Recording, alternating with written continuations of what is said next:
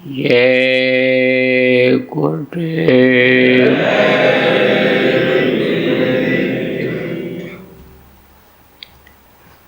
सर्वसमर्थ सर्वत्र स्मरणीय परम पूज्य गुरु जी महाराज, उपस्थित सभी साधक प्रेमी बच्चे एवं बच्चियों, 24 अप्रैल 2025 से उज्जैन आश्रम पर लगे हुए साधना शिविर का 120 घंटा पूरा हो गया। ये आपकी अखंड साधना पूरी हुई। आप लोगों ने मेहनत किया, लगन लगाया, गुरु से दया मांगी। गुरु महाराज ने बहुत से लोगों को दया दिया, बैठने वालों को सबको दया मिली। अंतर में नहीं कुछ मिला, थोड़ी देर के लिए मन को शांति ही मिली। कर्म कटे। कुछ लोग लगातार 8 घंटे, 10 घंटे, 20 घंटे, 24 घंटे भी रिकॉर्ड बनाया लोगों ने। लगातार एक साथ बैठ कर के साधना किया है। ये गुरु की दया से ही होता है। इसीलिए कहा जाता है कि गुरु को हमेशा हृदय में बसाए रहना चाहिए और इसी तरह की दया सदैव मांगते रहना चाहिए, क्योंकि ज़रूरत पड़ेगी आगे। किसकी ज़रूरत पड़ेगी? साधकों की। सब जगह साधकों की ज़रूरत पड़ेगी। साधक अपनी आत्मा की रक्षा तो करेगा ही करेगा, लेकिन दूसरे के भी जान बचाएगा। गुरु महाराज ने जब गुलाबी पगड़ी बंधवाया था, जो गुलाबी रंग का कपड़ा आप लोगों को पहनने के लिए कहा गया कि कमर से ऊपर तक गुलाबी कपड़ा पहनो, नीचे अगर गुलाबी पहनना है, पैंट पहनना है, तो आप पैंट के नीचे जो जांघिया होती है वो दूसरे रंग की ले लो, उसको पहनो। तो ये जो गुलाबी पहनाया गया, ऐसे ही गुरु महाराज ने गुलाबी पगड़ी बंधवाई थी और यह कहा था कि गुलाबी पगड़ी बांधने वालों की नज़र जहाँ तक जाएगी कोई मरेगा नहीं, बच जाएंगे लोग।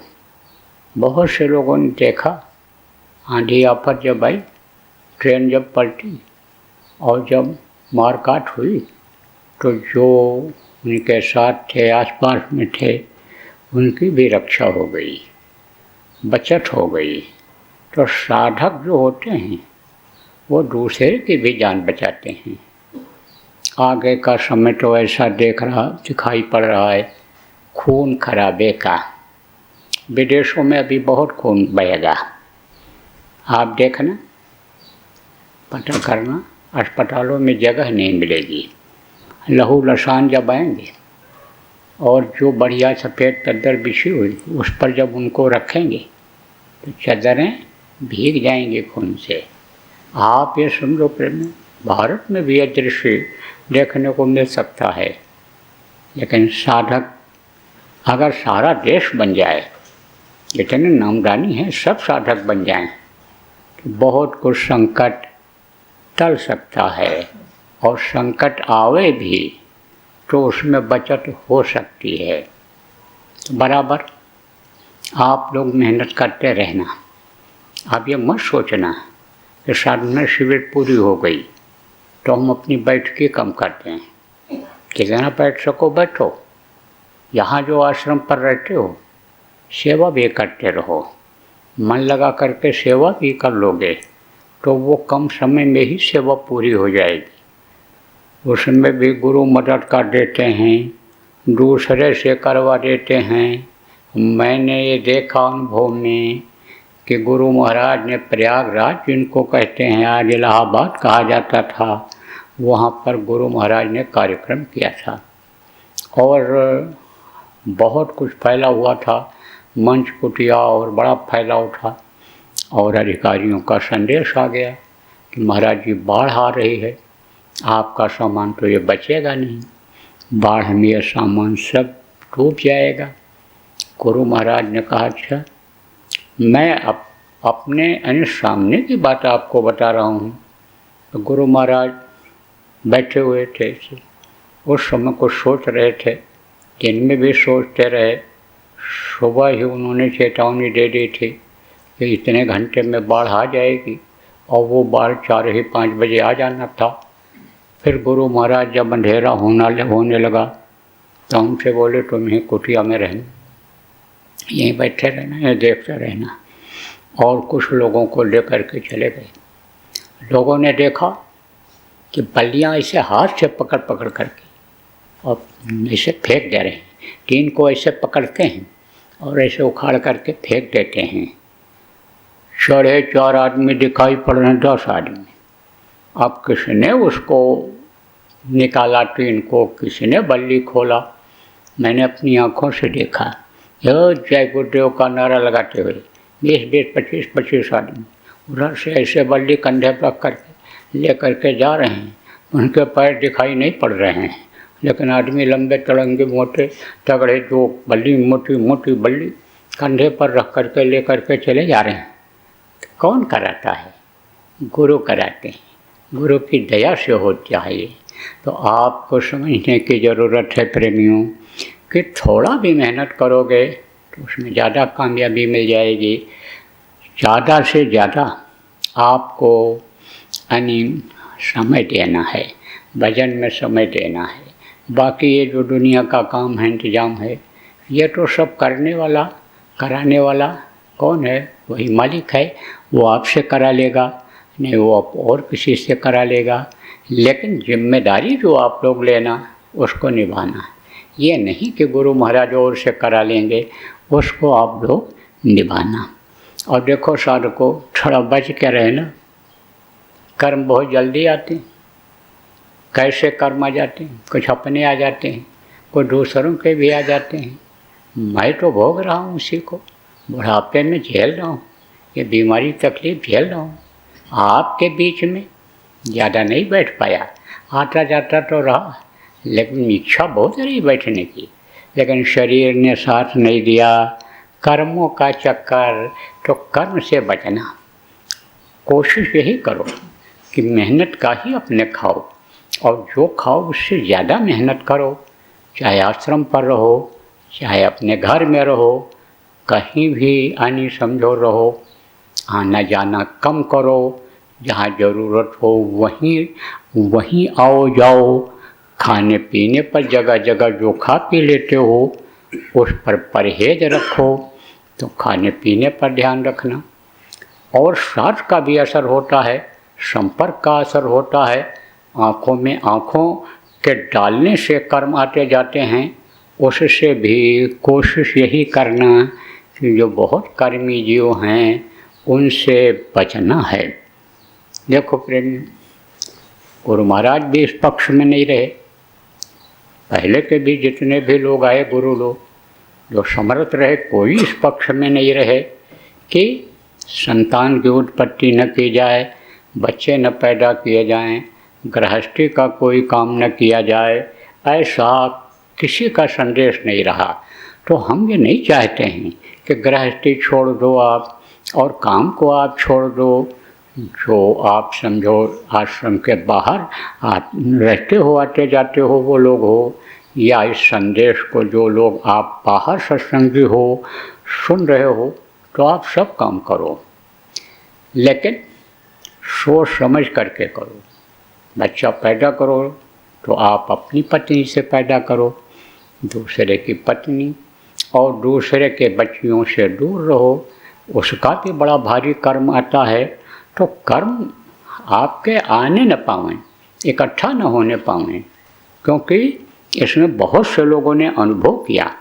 अंतर की दौलत उनको मिली, अंतर में उनको मिला ही मिला जो लगातार लगन और प्रेम के साथ लगे रहे।